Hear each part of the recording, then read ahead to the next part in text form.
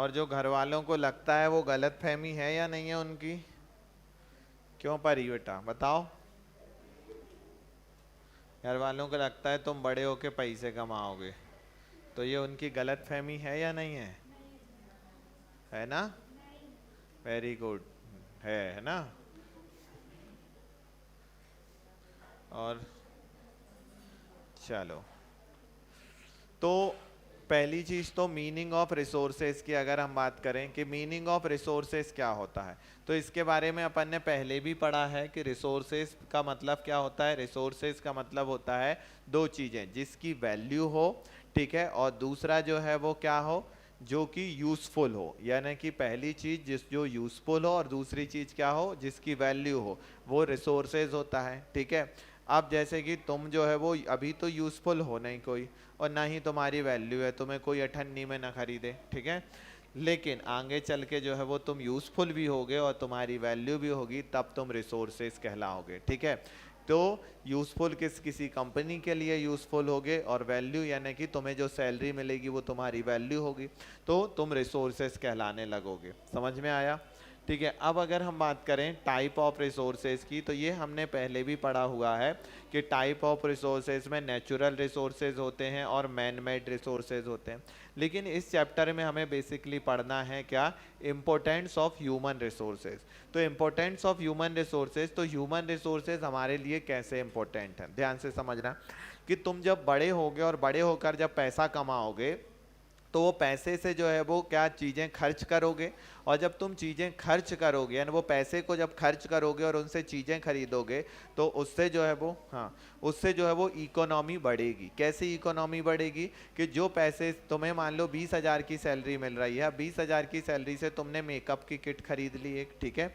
अब मेकअप की किट खरीदी, तो जिस दुकान से तुमने मेकअप की किट खरीदी थी उसका इनकम सोर्स बन गए तुम, है ना। अब उसकी मेकअप की किट एक ही थी उसके पास, जो कि खत्म हो गई, तुमको बेच दी उसने। अब वो मेकअप की किट दोबारा खरीद के लाएगा, तो वो मेकअप की किट में उसने मान लो तुम्हें 20,000 में वो मेकअप की किट बेची है, ठीक है, तो उसने वो खरीदी थी 15,000 में, यानी 5,000 उसका प्रॉफिट हो गया। अब वो फिर से 15,000 में नई मेकअप की किट खरीद लाएगा, और वो 5,000 रुपए जो बचे हैं उससे वो बाकी चीजें खरीदेगा। तो देखो वो 15,000 में जो मेकअप की किट दूसरी खरीद के लाया, तो उस दुकानदार की इनकम बढ़ा दी उसने, और जो 5,000 रुपए बचे थे उसके पास, जो उसने प्रॉफिट था, उस 5,000 के प्रॉफिट में उसने उसके बच्चों के लिए कपड़े खरीदे। तो जिस दुकान से उसने कपड़े खरीदे थे उस दुकान का उसने प्रॉफिट बढ़ाया। तो कहने का मतलब है कि जब तुम पैसा कमाते हो, तुम खुद के लिए नहीं कमा रहे हो, तुम इकोनॉमी के लिए पैसा कमा रहे हो, क्योंकि पैसे को तुम घर में तो रखोगे नहीं, तिजोरी में पैक करके उसको खर्च करोगे ना, और जब तुम उसे खर्च करोगे तो वो पैसा इकोनॉमी में जाएगा और बाकी लोगों की इनकम का सोर्स बनेगा।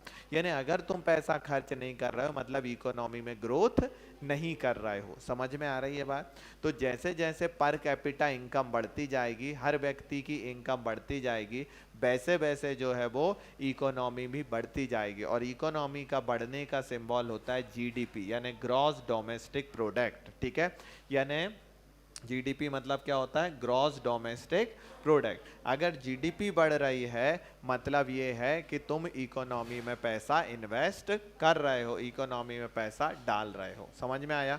अब सवाल ये है कि, हाँ ये रख लेना, हाँ, सवाल ये है कि ये इकोनॉमी में पैसे के लिए तुम्हें करना क्या पड़ेगा। इसके लिए सबसे पहला तो तुम्हें पढ़ना लिखना पड़ेगा, क्योंकि अनपढ़ों को तो नौकरी मिलती है, लेकिन कौन सी, तगाड़ी और फावड़े से जो है वो गिट्टी और मुरम भरने की नौकरी मिलती है। उसके लिए तुम्हें इतनी मेहनत नहीं करनी पड़ेगी, वो तुम्हें अभी भी मिल सकती है ना। आलू ले लो, कांदा ले लो, इसमें भी किसी भी तरह की एजुकेशन की ज़रूरत नहीं पड़ती है, लेकिन फिर भी थोड़ी बहुत तो वहाँ भी जोड़ने घटाने के लिए चाहिए, है ना। कि जैसे तुमसे कह दिया भैया 4 किलो सब्जी दे देना, कि सब्जी कितने रुपए किलो है, कि भैया भाई 15 रुपया किलो है, तो 4 किलो को तुम हिसाब ही नहीं लगा पा रहे हैं कि कितने क्या रहे। तो उसमें भी पढ़ा लिखा तो होना जरूरी है, ठीक है। तो मंडी से तुमने सब्जी खरीद के लाए, मंडी में तुम हिसाब ही नहीं लगा पा रहे कितने की सब्जी हुई है, ठीक है, कितने का प्रॉफिट हुआ है। तो वो चीज़ों के लिए जो है वो तुम्हें पढ़ा लिखा होना जरूरी है। यानी कहने का मतलब है पहली चीज़ चाहिए एजुकेशन, ठीक है। तो पहला तो तुम एजुकेट होगे, लेकिन अब एजुकेशन के लिए भी तुम्हारा स्वस्थ होना, हेल्दी होना जरूरी है ना। और हेल्दी होने के लिए जरूरी क्या है? हेल्दी होने के लिए जरूरी है कि तुम्हें माल न्यूट्रिशंस मिले, यानी कि तुम्हारे जो जो न्यूट्रिशंस की ज़रूरत है वो सारे न्यूट्रिशंस तुम्हें मिले, तो तुम हेल्दी हो जाओगे। ठीक है, तो पहली जो प्रायोरिटी है वो है तुम्हारा हेल्थ का, है ना, यानी तुम्हारा हेल्दी होना जरूरी है। फिर दूसरी प्रायोरिटी क्या है? तुम्हारी एजुकेशन, है ना। दूसरी प्रायोरिटी क्या है तुम्हारी? एजुकेशन। ठीक है, अगर तुम्हें अच्छी एजुकेशन मिलेगी तो तुम जो है वो अच्छा काम करोगे। ठीक है, तो एक ह्यूमन रिसोर्सेज के लिए जो है वो एजुकेशन, मेडिकल फैसिलिटीज़, ठीक है, ये चीज़ों की जो है वो ज़रूरत होती है। क्लियर है? चलो, जब जाके एक ह्यूमन कैपिटल बनता है। अब देखो इम्पोर्ट, क्यों आवाज़ नहीं, हाँ 2 मिनट पानी पी लें हम, ये भर के लाओ लल्ला। हाँ, अब बात करें कि इम्पोर्टेंस ऑफ ह्यूमन रिसोर्सेज। आखिर इस ह्यूमन रिसोर्सेज की हमें ज़रूरत है क्यों, इसकी इम्पोर्टेंस है क्या? तो देखो, अगर भारत की हम बात करें, इंडिया की बात करें, तो इंडिया जो है वो, ध्यान से सुनना, इंडिया में दुनिया के सबसे ज़्यादा यंग लोग रहते हैं, यानी कि पूरी दुनिया में सबसे ज़्यादा यंग पॉपुलेशन जो है वो इंडिया में है। और जिस देश के पास में यंग पॉपुलेशन होती है वो देश के पास में एक सब बड़ा ह्यूमन रिसोर्सेज होता है। अब तुम एक बात बताओ, जैसे कि नौकरियां कौन करते हैं? कितनी एज के लोग नौकरियां करना स्टार्ट कर देते हैं? 25, हम एक मान लें 20 भी मान सकते हैं।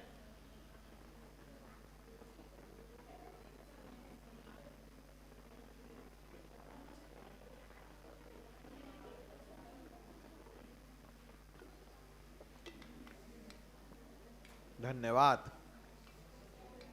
कंपनी आपका तहे दिल से इस्तकबाल करती है। हाँ, तो देखो, हाँ, तो भाई साहब आप 20 से 25 साल के होगे तो कमाना स्टार्ट कर दोगे। कमाना आप बंद कब करोगे? जब 60 के हो जाओगे तो कमाना बंद कर दोगे, है ना। तो यानी 20 से 60 के बीच के ही लोग काम के होते हैं, उससे पहले के और उससे बाद के लोग तो बेकार होते हैं। जैसे तुम पे तो तुम कमा तो नहीं रहा, तुम पे खर्चा हो रहा है ना। और जब तुम बुढ़े हो जाओगे तब तुम कमाओगे नहीं, तब भी तुम पे खर्चा होगा। तो जिस देश में 20 से 60 साल के लोग हैं, ठीक है, उस देश में कमाऊ लोग ज़्यादा हैं। और कमाऊ लोग ज़्यादा हैं मतलब उस देश की इनकम बढ़ाने वाले लोग ज़्यादा हैं। तो जिस देश में यंग पॉपुलेशन ज़्यादा होती है उस देश में की इनकम बढ़ती है और वो देश आगे बढ़ता है। समझ में आ रही है बात अच्छे से? तो अब देखो समझना, कमाने वाले भी अलग अलग तरह के लोग होते हैं। कुछ ऐसे लोग होते हैं जो कि, क्यों बेटा क्या कर रहे हो, बातें कर रहे हो, हम तुम्हारा मुंह तोड़ दें? लगा दो तो जो हमने पहले बताए थे वो कर लो जरा अच्छे से, ठीक है, फिर नहीं तो हम तुम्हारे मुंह पे 2 लगा देंगे। चलो, तो आप इधर ध्यान दो। हाँ, तो हम बात कर रहे थे कि जिस देश में भाई अब कमाने वाले भी अलग अलग टाइप के होते हैं। मान लो जैसे ये पढ़ी नहीं, अब ये कोचिंग कम आती है, कम पढ़ी है, ठीक है, तो ये भी कमाएगी, लेकिन ये क्या काम करेगी? ये काम करेगी भाई जैसे कि हाथ ठेला धकाएगी, आलू ले लो, कांदा ले लो, ठीक है, ये काम करेगी ये, ठीक है। या किसी का मकान बनेगा तो वहाँ तगाड़ी गाड़ी ढोएगी, तो ये काम कर सकती है, ठीक है। मान लो ये लड़की रोज कोचिंग आती है, तो अब भाई ये कोचिंग आए, ये जो है वो कलेक्टर बन गई, ठीक है। फिर ये लड़की जो है वो ये भी रोज कोचिंग आती है, इसने अपना कोई बिजनेस चालू कर लिया, ठीक है। अब इसने बिजनेस चालू कर लिया, ठीक है, तो ये भी कमा रही है, लेकिन तीनों लोग कमा रहे हैं, लेकिन तीनों अलग अलग कमा रहे हैं। परी भी कमा रही है, ये भी कमा रहे हैं, लेकिन परी जो है वो दिन का जो है वो 1000 रुपये कमा रही है आलू कांदा बेच के, ठीक है। ये जो है वो दिन का 3000 रुपये कमा रही है, ये दिन का 10,000 कमा रही हैं। तो ऐसे सब अलग अलग कमा रहे हैं, तो ध्यान से समझना है जरा, ठीक है। तो इनकम अलग अलग है। अब वो क्यों अलग अलग है? क्योंकि परी पढ़ी नहीं और ये दोनों पढ़ गए। समझ में आई? तो कहने का मतलब ये है कि यंग पॉपुलेशन तो है, यंग पॉपुलेशन कमाएगी भी, लेकिन कुछ ज़्यादा कमाएंगे, कुछ कम कमाएंगे। उसके पीछे 2-3 रीज़न है। पहला रीज़न तो है एजुकेशन, यानी जो एजुकेशन जिसकी अच्छी होगी वो ज़्यादा कमाएगा, जिसकी एजुकेशन कम होगी वो कम कमाएगा। अब एजुकेशन से मतलब पढ़ाई ये नहीं कि तुमने 10वीं या 12वीं या ग्रेजुएशन कर लिया, एजुकेशन मतलब समझदारी, ठीक है। यानी परी ने समझदारी नहीं ली, पढ़ तो ली, घर वालों ने उसको कॉलेज करा दिया, लेकिन वहाँ भी कभी कभी कोचिंग जाती थी, वो कभी कभी कॉलेज जाती थी, तो पास तो हो गई लेकिन समझदारी नहीं आई, इसलिए जो है वो परी जो है वो बढ़िया आलू ले लो, कांदा ले लो, ठीक है, ये कर रही है। लेकिन ये दोनों बढ़िया कोचिंग जा रही हैं और रोज स्कूल भी जा रही हैं, तो इसलिए जो है वो ये समझदार हो गई हैं, तो इसने बिजनेस खोल लिया, ये कलेक्टर बन गई। समझ में आ रही है बात, ठीक है। और ये लड़की जो है वो, ये लड़की भी कुछ बनी बहुत बड़ा, है ना। ये जो है वो धीरू भाई अंबानी के बाद दूसरी नंबर की जो है वो बिलियनर बन गई, ठीक है। चलो, ये जो लड़की है, तो सब जो है वो कमा रहे हैं, ठीक है, लेकिन कोई कम कमा रहा, कोई ज्यादा कमा रहा। अब देखो दूसरा फैक्टर होता है अपॉर्चुनिटी, यानी कि अगर एजुकेशन मिल भी गई है तो अपॉर्चुनिटी भी मिलनी चाहिए। कैसे अपॉर्चुनिटी, कि भाई तुमने पढ़ लिख तो गए और तुम्हारे पास टैलेंट भी है, लेकिन तुम्हें जॉब नहीं मिल रही है, क्यों, क्योंकि जॉब है ही नहीं। तो फिर उस समय पर जो है वो ह्यूमन रिसोर्सेज वेस्ट हो जाएगा, क्यों, क्योंकि भाई वो ह्यूमन रिसोर्सेज तो घर में बैठा है, पापा के पैसे पे पल रहा है, ठीक है। तो ह्यूमन रिसोर्सेज के लिए अगर आपने उसे हेल्थ अच्छी दी है, अगर उसने एजुकेशन अच्छी दी हुई है, ठीक है, अगर उसको जो है वो सारी चीज़ें और अपॉर्चुनिटी भी अच्छी दी है, तो वो आपको कमा के देगा। समझ में आया। इसलिए दुनिया के लोग जो है वो भारत पर निगाहें गड़ाए बैठे रहते हैं कि ये आदमी कब 20 का हो और कब इसे नोचे, पढ़े लिखे लोगों को। क्यों, आज तुम देखो कितनी सारी विदेशी कंपनियां हैं जो भारत के ह्यूमन रिसोर्सेज यूज़ कर रही हैं, ठीक है। जैसे आज बहुत सारी आईटी कंपनियां हैं, कोई अमेरिका की है, कोई यूरोप की है, कोई कनाडा की, और यहाँ के लोगों को हायर कर रही है। जैसे मैडम मैडम जो है वो अमेरिका की कंपनी में काम करती हैं, ठीक है। तो अब देखो कंपनी अमेरिका की है तो मैडम ह्यूमन रिसोर्सेज हुई, ठीक है, और उनसे फ़ायदा कौन उठा रही है, इंडिया की सरकार उठा रही है, अमेरिका की कंपनी उठा रही है, अमेरिका की कंपनी उठा रही है। यानी कि पढ़ाया लिखाया कौन ने, इंडिया ने, लेकिन और जब वो तैयार हो गया तो पैसा कौन छाप रहा है उससे, क्यों, क्योंकि इंडिया में अपॉर्चुनिटी वो नहीं दे पा रही है ना, इंडिया की कंपनी उतना पैसा नहीं दे पा रही है, इसलिए विदेशी कंपनी कमा रही है। समझ में आ रही। लेकिन हमें भी उससे फायदा है, क्यों, क्योंकि चंचल मैडम को जो सैलरी मिल रही है वो अमेरिका में खर्चा कर रही हैं या इंडिया में, इंडिया में। तो किसकी इकोनॉमी बढ़ रही है, इंडिया की। समझ में आ रही है बात। तो अमेरिका की कंपनी को भी फायदा और हमें को भी फायदा है। समझ में आया। तो ह्यूमन रिसोर्सेज बहुत बड़ी चीज है। चलो, human resource development, HRD, human resource development का मतलब तुम्हें समझ में आया। हमने एक डिपार्टमेंट बनाया था जो कि 1985 में बनाया था। अब ह्यूमन रिसोर्सेज डेवलपमेंट डिपार्टमेंट का काम क्या था कि भाई हमारे पास में जो ह्यूमन रिसोर्सेज हैं उसको पढ़ाए लिखाए और स्किल्ड करें, ठीक है, ज़्यादा से ज़्यादा उसे हुनर सिखाएं जिससे कि वो कमा सके, ठीक है, इस देश में नहीं तो दूसरे देश में कमाए। अगर मान लो तुम अमेरिका चले गए, ठीक है, तो अमेरिका चले गए, तुम डॉलर में कमाने लगे, खूब पैसा कमा रहे हो, तो भी जो है वो यहाँ पर तुम्हारे माँ बाप हैं तो उनको तो पैसा भेजोगे ना, तो वो पैसा इंडिया में आया या नहीं आया, ठीक है। तो इसलिए सरकार ने बनाया ह्यूमन डेवलपमेंट, वो ह्यूमन रिसोर्सेज डेवलपमेंट, HRD, और ये कब बनाया था, 1985 में। चलो, हाँ ठीक है, अभी थोड़ा दूसरा वाला कर ले जो तुझे आता है, फिर अब भी बता रहा हूँ मैं। Classifications of activities into sector, ध्यान से समझो। 3 तरह के सेक्टर होते हैं। पहला होता है प्राइमरी सेक्टर। प्राइमरी सेक्टर में वो चीज़ें आती हैं जो हमें नेचर ने दी हैं, जैसे कि दूध हमें नेचर ने दिया है तो प्राइमरी सेक्टर में आएगा। गेहूँ हमें नेचर ने दिया है, प्राइमरी। जितने भी अनाज हैं, बैठ जाओ, अब टी शर्ट पहन के आओगी, अब तुम्हें ये रंगी चंगी दिखी तुम, तो अब दरवाजे पे खड़ा करेंगे हम, ठीक है। और सब अपनी स्लीपर वो रैक में ही लगा रहे हो ना, कोई की स्लीपर बाहर दिखी तो वो सीधा रोड पे मिलेगी, तो दीदी भूल जाओ अब तुम अपनी स्लीपर, ठीक है। जिसने, क्योंकि इतना बड़ा रैक तुम्हें दिख नहीं रहा है, वो क्यों नहीं देखा जीजी, पता वो रैक बनाने में कितना पैसा खर्चा हो गया हमारा, सिर्फ तुम्हारे जूता चप्पल रखबे के चक्कर में। और तुम रख नहीं रहे तब उन्हें रोड पे फेंकेंगे। रखे आओ जल्दी से, नहीं तो कहीं की कार के नीचे। हाँ चलो। हाँ तो देखो, सब इंसान बनो, ह्यूमन रिसोर्सेज हो तुम, ठीक है। हाँ तो प्राइमरी सेक्टर में वो चीजें आती हैं जो हमें नेचर से डायरेक्ट मिल जा रही है, जैसे लकड़ी हमें नेचर से डायरेक्ट मिल जा रही है तो प्राइमरी सेक्टर है। दूध हमें नेचर से डायरेक्ट मिल जा रहा है, प्राइमरी सेक्टर है। अनाज हमें नेचर से डायरेक्ट मिल जा रहा है, प्राइमरी सेक्टर है।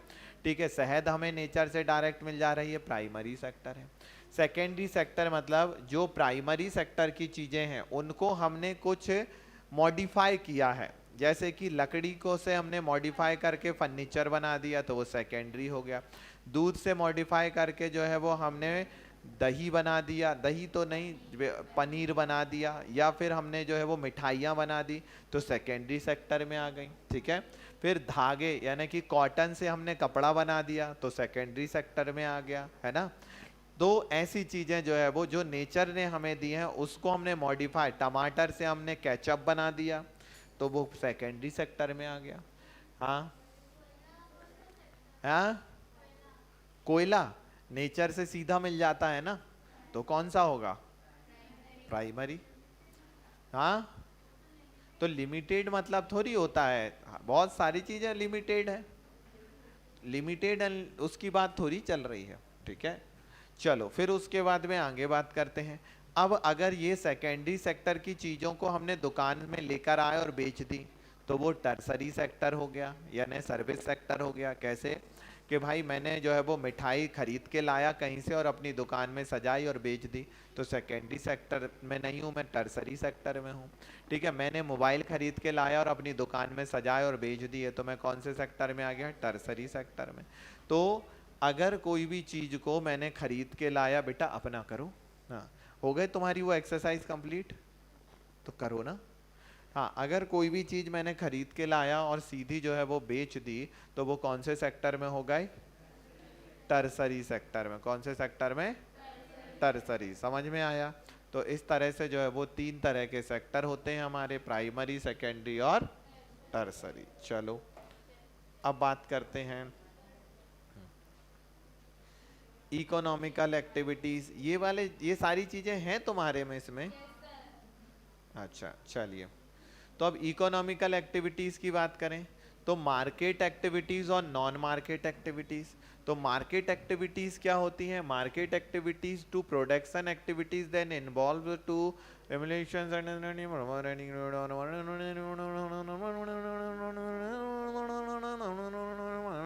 ठीक है।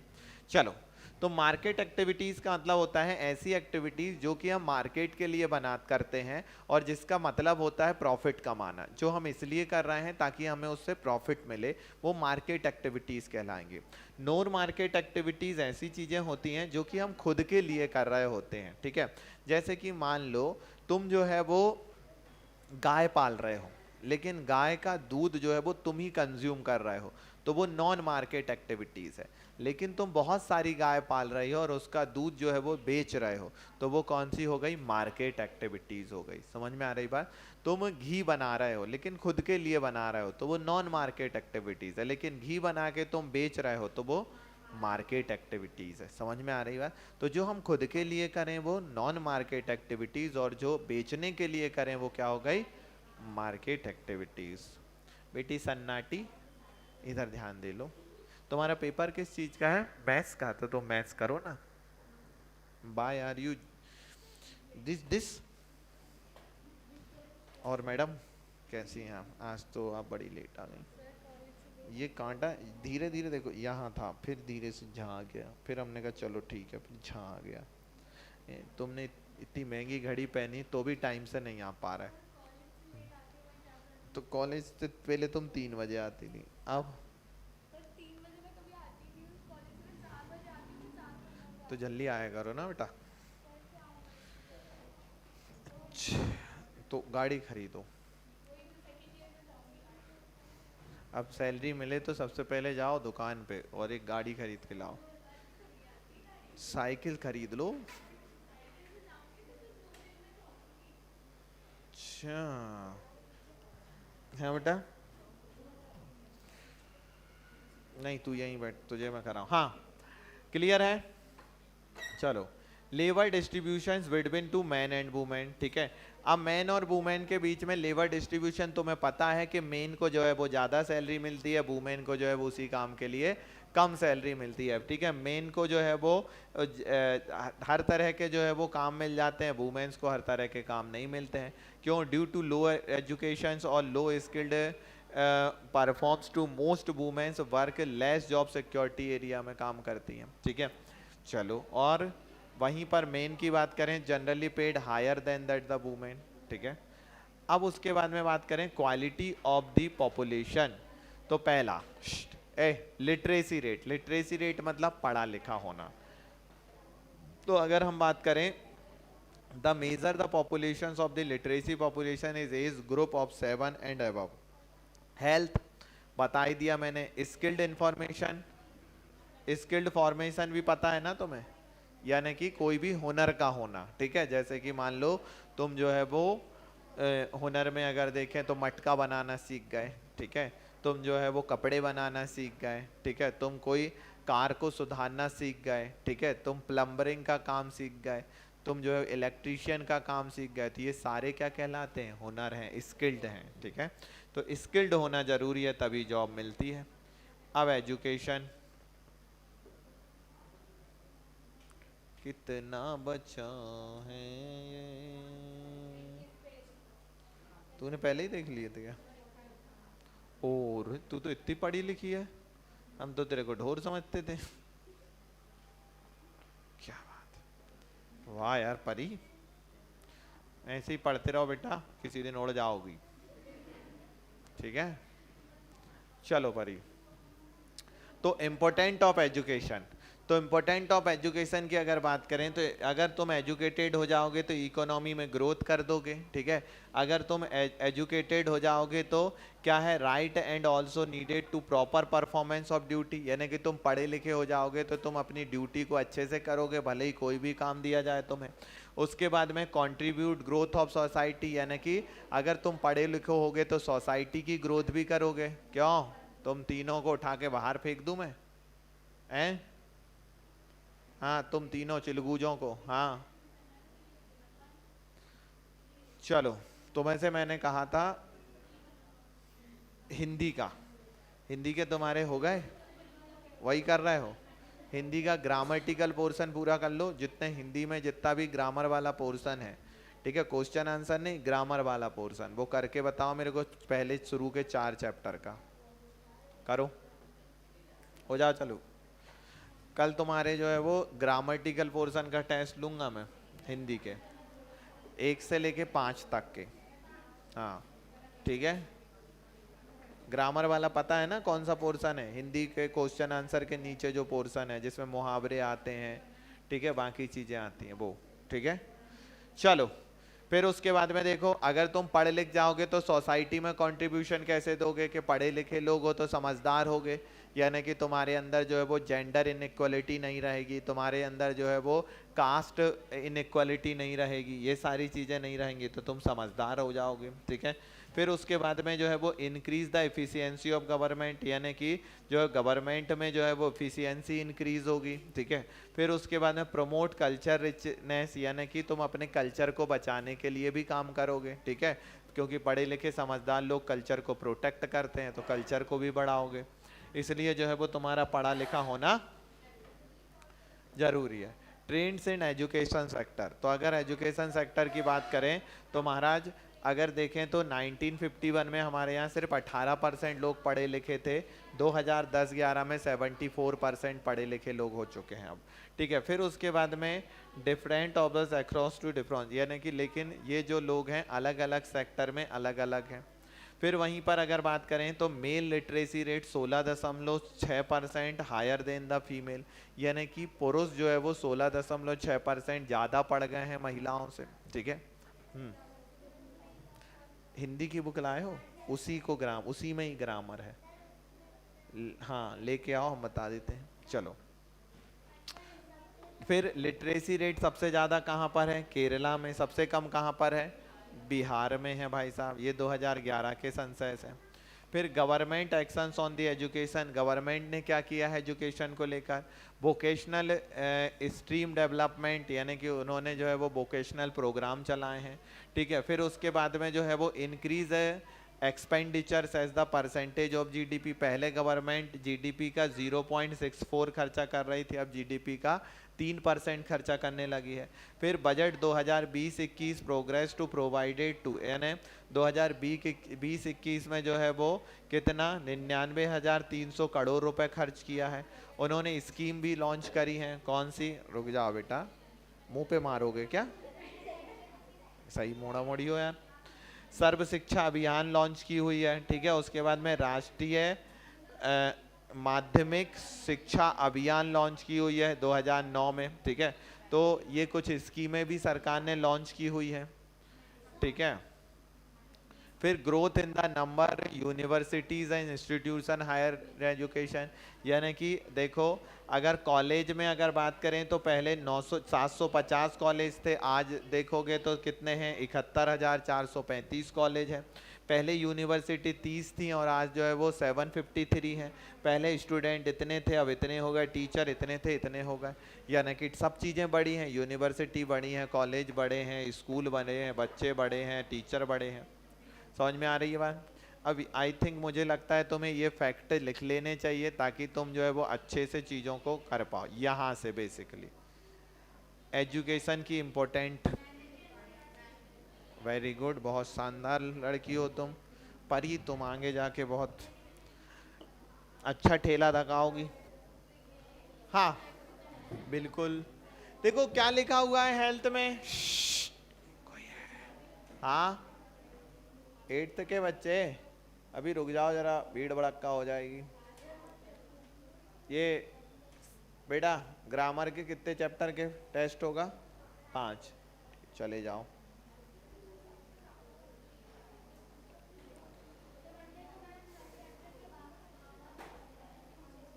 हाँ क्या हो गया,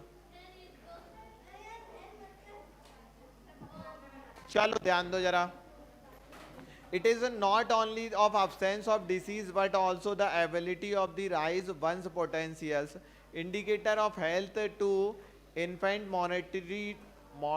mortality rate, death rate। अब ध्यान से समझो कि भाई अगर हम बात करें कि भाई सिर्फ डिसीज का होना, ठीक है, ऐसा नहीं है। It is not only the absence of disease but also the ability of the rise one's potential, यानी भाई डिसीज जो है वो क्या कर रही है, पोटेंशियल को कम कर रही है। कैसे कि भाई जैसे कि तुम बीमार हो गए, अब बीमार हो गए तो तुम उतने दिन जो है वो जॉब पे नहीं गए, तो जॉब पे नहीं गए तो उतने दिन तुमने कमाया नहीं, है ना, तो उससे क्या हुआ, तो पैसा कम आया, ठीक है।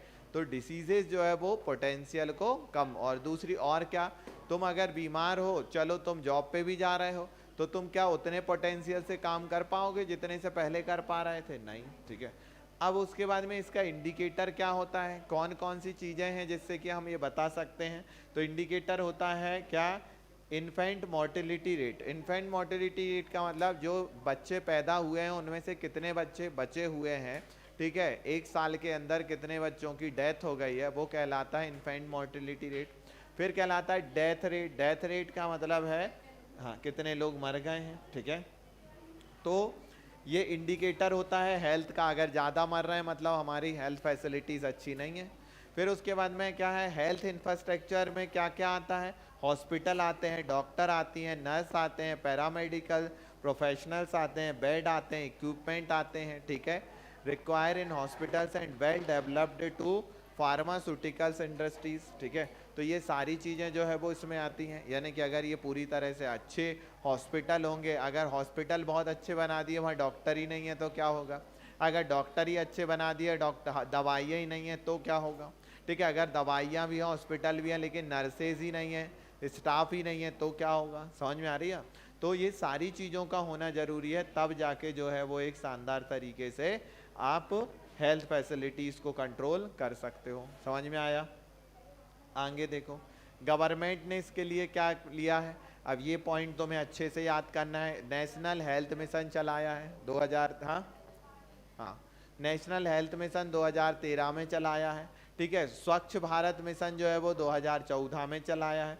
नेशनल हेल्थ पॉलिसी 2017 में बनाई है। ठीक है। बिल्कुल। तो अब इसमें क्या था, नेशनल हेल्थ मिशन में जो है वो enable equitables, affordables and quality health care facilities आई। ठीक है। फिर उसके बाद स्वच्छ भारत में क्या है, attaining a open deficiency free, यानी कि भाई साहब बाहर में खुले में मत टट्टी करो। ठीक है, उसके लिए ये चलाया था। फिर उसके बाद में जो है वो इसमें जो है वो नेशनल हेल्थ पॉलिसी में क्या था कि भाई एक्सपेंडिचर 1.15% जो है वो जीडीपी का इंक्रीज कर दिया, और 2.5% जीडीपी यानी वो इंक्रीज करके जो है वो कितना कर दिया, 2.5% कर दिया। चलो अब बात करते हैं अनएम्प्लॉयमेंट की। अनएम्प्लॉयमेंट 3 तरह की है। पहली अनएम्प्लॉयड है सीजनल अनएम्प्लॉयमेंट, यानी कि किसी एक सीजन में व्यक्ति अनएम्प्लॉय हो जाता है। ठीक है, वो सीजनल अनएम्प्लॉयमेंट है। जैसे कि मान लो, हाँ, जैसे आइसक्रीम बेचने वाला है, अब गर्मियों में तो बेचेगा लेकिन वहीं पर ठंडी के मौसम में अनएम्प्लॉयड हो जाएगा वो। ठीक है, तो कोई बिजनेस जो कि सीजन में चलता है वो सीजनेबल अनएम्प्लॉयमेंट कहलाती है। दूसरा कहलाता है डिस्टिंग्विश अनएम्प्लॉयमेंट। इसका मतलब होता है छुपी हुई बेरोजगारी। छुपी हुई मतलब क्या है कि भाई एक घर में जो है वो एक खेत में एक व्यक्ति से पूरा काम संभल जाएगा, लेकिन फिर भी उसमें 4 लोग लगे हैं, यानी 3 लोग अनएम्प्लॉयड हैं। दिखने में ऐसे हैं कि वो एम्प्लॉयड हैं, लेकिन एक्चुअल में वो क्या है, अनएम्प्लॉयड है। तो वो कहलाता है कौन सी अनएम्प्लॉयमेंट, डिस्टिंग्विश्ड अनएम्प्लॉयमेंट। फिर एजुकेटेड अनएम्प्लॉयमेंट। एजुकेटेड अनएम्प्लॉयमेंट मतलब होता है कि तुम पढ़ लिख गए लेकिन तुम्हें तुम्हारी मनपसंद जॉब नहीं मिल रही, इसलिए तुम जॉब नहीं कर रहे हो। ठीक है, जो जॉब मिल रही है उसमें सैलरी बहुत कम है, वो तुम करना नहीं चाहते हो, तो वो कौन सी कहलाएगी, एजुकेटेड अनएम्प्लॉयमेंट। ठीक है, आप देखो एम्प्लॉयमेंट सेक्टर। ठीक है, इन दी है, हाँ, तो एग्रीकल्चर सेक्टर की बात करें तो यहाँ सबसे ज़्यादा लोग लगे हुए हैं लेकिन सबसे कम कमा रहे हैं। ठीक है, देखो 54.6% लगे हुए हैं। यहाँ पर अगर बात करें तो स्मॉल यानी कम लोग जो है वो इसमें लगे हुए हैं। ठीक है, और यहाँ पर बात करें तो यहाँ भी कम लोग लगे हैं लेकिन ज़्यादा कमा रहे हैं। तो तीसरे सेक्टर में कम लोग जॉब कर रहे हैं लेकिन ज़्यादा कमा रहे हैं। यहाँ पर ज़्यादा लोग लगे हुए हैं लेकिन कम कमा रहे हैं। समझ में आ रही है? चलो आखिरी, एम्प्लॉयमेंट जनरेशन, इसके लिए क्या करना चाहिए, इसके लिए जो है वो एग्रीकल्चर में और इन्वेस्टमेंट बढ़ाना चाहिए। ठीक है, इंफ्रास्ट्रक्चर डेवलप करने चाहिए, रोड बनानी चाहिए, फैक्ट्रियां बनानी चाहिए, और उसके बाद में लोन प्रोवाइड कराने चाहिए। ठीक है, तो ये सारी चीज़ें इसमें इंपॉर्टेंट टॉपिक कौन कौन से जो तुम्हें पढ़ने हैं। पहला तो अनएम्प्लॉयमेंट से क्वेश्चन आते हैं यहाँ पर। ठीक है, उसके बाद में तुम्हारा क्वेश्चन आता है ये इनसे। ठीक है, कौन कौन से मिशन हैं, इनसे क्वेश्चन पूछे जाते हैं। ठीक है, फिर उसके बाद में ये डेटा से तुम्हारे फैक्चुअल डिटेल्स बनती है, इम्पोर्टेंट ऑफ एजुकेशन। फिर उसके बाद क्वालिटी ऑफ पॉपुलेशन, यहाँ से क्वेश्चन बनता है तुम्हारा। ठीक है, और ये इकोनॉमिकल एक्टिविटीज से क्वेश्चन बनते हैं। तो ये चैप्टर मैंने तुम्हें ये भी बता दिया कहाँ कहाँ से क्वेश्चन, और तीनों सेक्टर से क्वेश्चन बनते हैं, प्राइमरी सेक्टर, सेकेंडरी सेक्टर और टर्सरी। कोई दिक्कत?